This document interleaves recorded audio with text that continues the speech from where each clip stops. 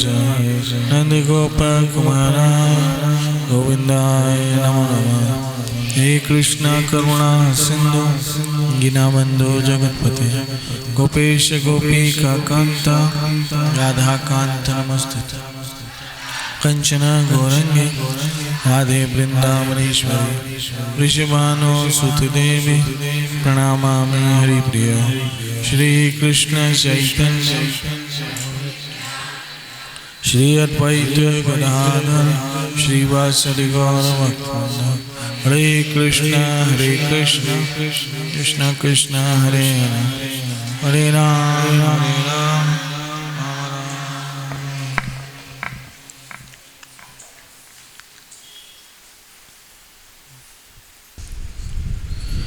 यत्करोषि यदश्नासि यज्जुषि तदासि यत्तपस्यसि कौन्तेय तत्कर्षु मत अर्पणम्। हे कुंती पुत्र, तुम जो कुछ करते हो, जो कुछ खाते हो, जो कुछ अर्पित करते हो या दान देते हो और जो भी तपस्या करते हो उसे मुझे अर्पित करते हुए करो। इस श्लोक पे हम 2-4 दिन से चर्चा कर रहे हैं। इस श्लोक में भगवान श्री कृष्ण हम सबों के कल्याण के लिए, भले के लिए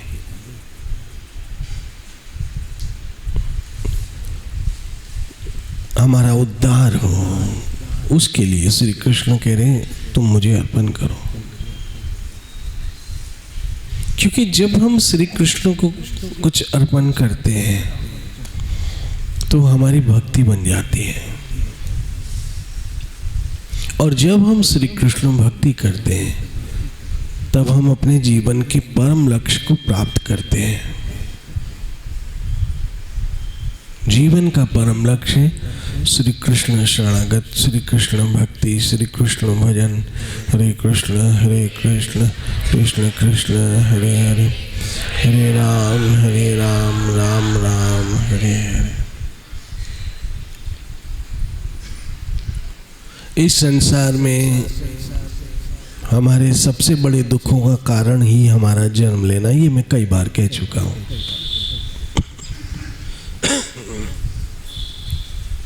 हमारे जन्म लेने का कारण है, सारे दुखों का कारण हमारा जन्म है। और कृष्ण यहाँ भगवत गीता में गारंटी देते पुनर्जन्म न विद्यते, कभी पुनर्जन्म नहीं होगा अगर मेरी शरण में आते हो, मेरी भक्ति करते हो, मेरा भजन करते हो, मुझे प्राप्त कर लेते हो। कृष्ण ये सब हमसे इसीलिए चाहते हैं कि हमारा भला, हमारा कल्याण हो। और अगर हम ऐसा नहीं करेंगे तो कृष्ण को तो छोड़िए, वो तो बहुत दूर की बात चली जाती है। गीता में तो भगवान कहते हैं कि जो देवताओं के द्वारा हमें मिलता है वो भी उनको अर्पण किए बिना खाते हैं तो ये चोरी है। यानी जिस डिपार्टमेंट से हमको जो मिलता है अगर उनको भी उनका हिस्सा नहीं देते तो ये चोरी है। तो भगवान की तो बहुत ही दूर की बात है कृष्ण की। अगर हम कृष्ण को अर्पण नहीं करेंगे तो ये कितना बड़ा अपराध है। गीता में साफ शब्द लिखा है, अगर आपने ये श्लोक पढ़ा हो तो।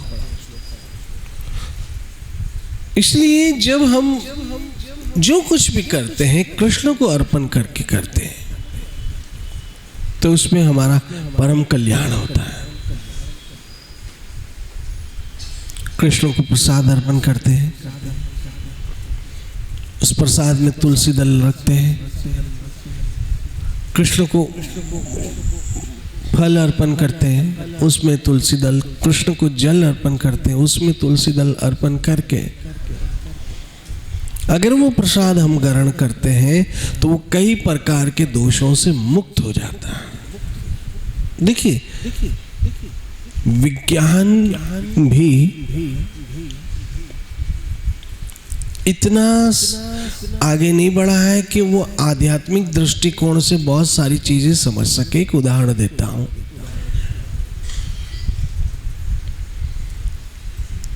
कि जब अन्न पकता है, अन्न कटता है, अन्न पिसता है, तो उसमें बहुत सारे जीवों का दोष आता है, तो अन्न दोष उस पे लगता है। अब आप बताइए, जल के विषय तो विज्ञान को पता है कि ये प्रदूषित है, तो इसके लिए क्या करो, वाटर प्योरीफाई लगाओ। और लगभग हर घर में वाटर प्योरीफाई है। और हम देखते हैं कि पहले हम पीने से पहले पानी कहाँ ऑफर करते हैं?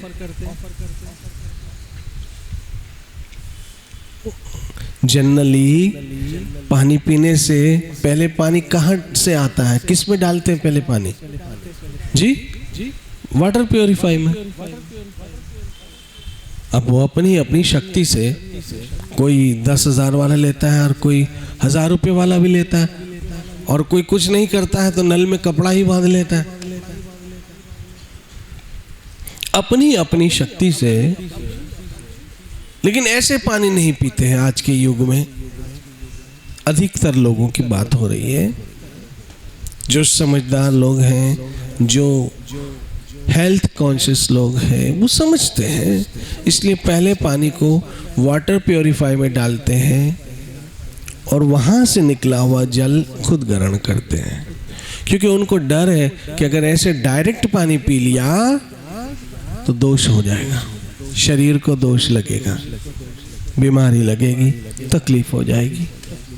बिल्कुल ऐसे ही कृष्ण को भोग लगाने से अनप्योरीफाई होता है।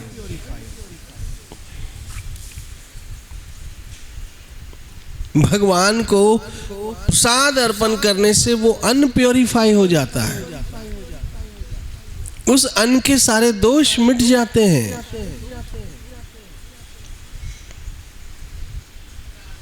इसलिए कृष्ण कहते तुम जो खाते हो वो भी मुझे अर्पण करो।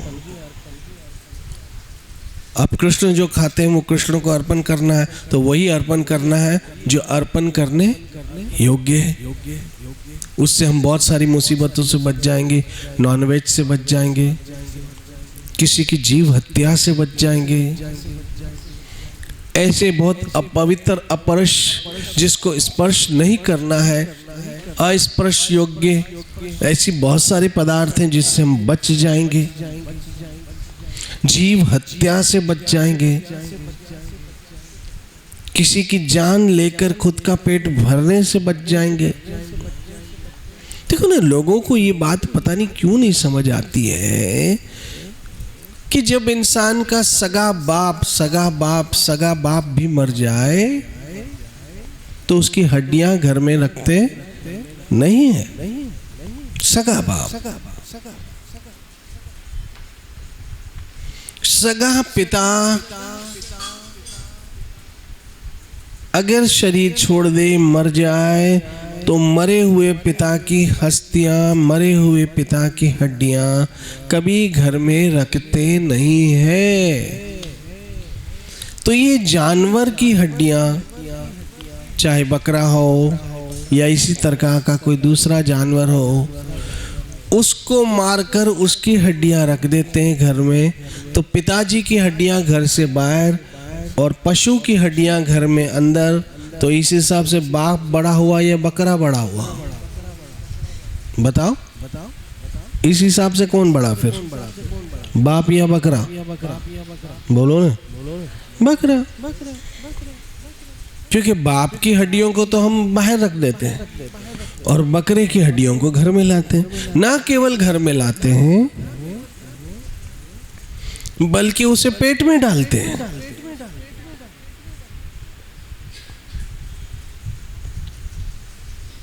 और ये कितना बड़ा घोर अनर्थ और अपराध करते हैं ये जानवर, जिन्होंने कभी किसी का कुछ बिगाड़ा नहीं, कुछ बोलते नहीं, कुछ करते नहीं है। बेज़बान पशु, जब आप उनको मारते हो तो आपकी तरफ कैसे दया की नजरों से देखते हैं। ऐसे कृपा की नज़रों से देखते कि शायद मुझे छोड़ देगा, जबकि वो आपके सामने विवश है, वो आपके सामने मजबूर है, वो आपके सामने लाचार है, वो आपको बोल नहीं सकता, बता नहीं सकता, कुछ कर नहीं सकता है। और फिर उसने आपका कुछ बिगाड़ा भी नहीं। चलो मच्छर की तरह ऐसा नहीं कि डेंगू हो जाएगा, मलेरिया हो जाएगा, या आपको नुकसान पहुंचा रहा है, आपका खून पी रहा है, वो तो आपको दूध दे रहा है। वो आपका खून नहीं पी रहा, आपको दूध दे रहा है, आपके लिए खेतों में काम कर रहा है।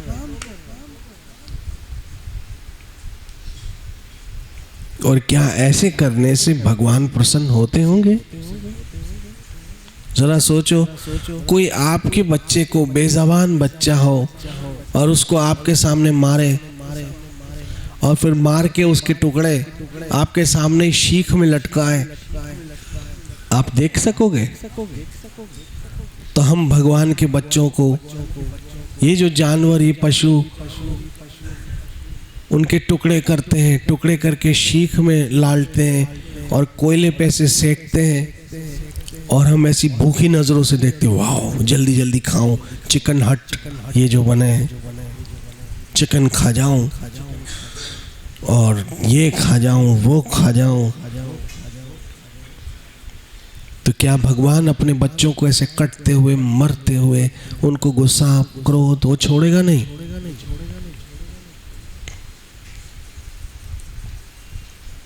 सिर्फ मुंह के स्वाद के लिए किसी की जीव जान की हत्या कर दे, पेट भरने के लिए, जबकि उसके अल्टरनेटिव आपके पास बहुत चीजें पड़ी है।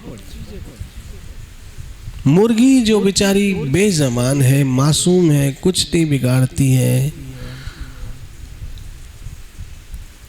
मछली जो तड़प तड़प के मरती है, जरा सोचो, आपने मछली को कभी मरते देखा?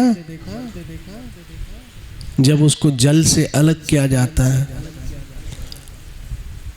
अरे आपकी बेटी को भी आपसे अलग किया जाता है तो आपको रोना आ जाता है, जबकि आपको पता है वो कहाँ जा रही है, ससुराल जा रही है, फिर भी रोती हो। तो जल से जब मछली को जुदा करते हो, उसकी माँ से उस बच्चे को जुदा करते हो, जल, हाँ, मछली जल की रानी है, और कैसे वो जीवन उसका पानी है, उसके जीवन से अलग करते हो, वो तड़पती है और आपको फिश फ्राई याद आती है। कितना क्रूर काम है ये।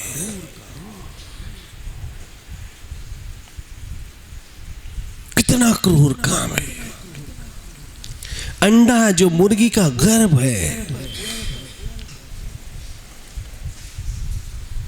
जो गर्भ है मुर्गी का, अरे स्त्री जैसी उत्तम योनि का भी गर्भपात हो जाए तो वो 40 दिन तक कहते हैं अपवित्र अवस्था में है।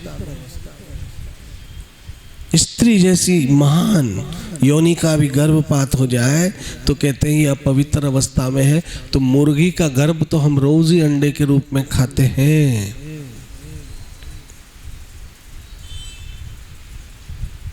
खूब खाओ अंडे, संडे हो या मंडे, अरमान होंगे ठंडे जब जम के पड़ेंगे डंडे। अभी ये समझ में बात नहीं आती है, अभी ये समझ में बात नहीं है। आप देखिए हम कितने अपराध से बच जाते हैं जब हम कृष्ण को प्रसाद अर्पण करते। सर्वश्रेष्ठ भोजन महाप्रसाद, सर्वश्रेष्ठ भोजन, शुद्ध सात्विक आहार, जिस पे विवेक पे खाते हुए कोई ऐसे नहीं कि मुंह पे निवाला ले और उस निवाले में कोई जान तड़प रही है। ऐसा नहीं है कि जब मुंह पे निवाला ले और किसी के जीव निकल रहा है। ऐसे नहीं, हम जब स्वास्थ्य लेके, स्वादिष्ट ले लेके, मजे ले लेके खाता हो और कोई तड़प तड़प के मर रहा हो।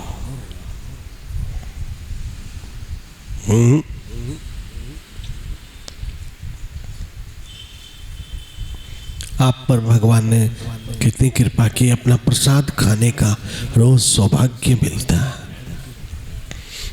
महाप्रसादे गोविंदे नमो ब्रह्मणि वैष्णव स्वल्प पुण्य वेतन राजन विश्व सोना जायते। इतना महान भगवान का प्रसाद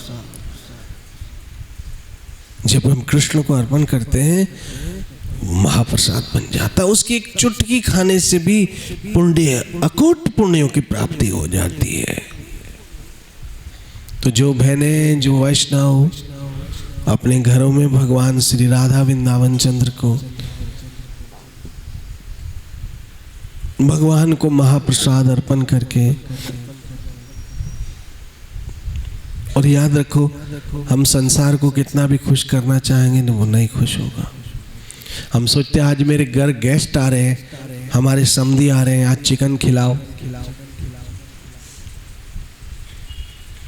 क्योंकि लोगों को आज की जो मेंटेलिटी है वो अपमानित वस्तु से स्वयं को सम्मानित समझते हैं। हमारे ही समाज में, इसी उल्लासनगर में ऐसे कई घर हैं जो कहते बापू क्या करें, जमाई आता है, शेण आते हैं, समधी आते हैं तो नॉनवेज खिलाना पड़ता, नहीं खिलाओ तो बोलते इज्जत ही नहीं हुई हमारी। अब बेटी दी है क्या करे, नहीं दारू पिलाते हैं तो कहते जमाई को ऐसे खाली हाथ भेज दिया, कुछ पिलाया भी नहीं।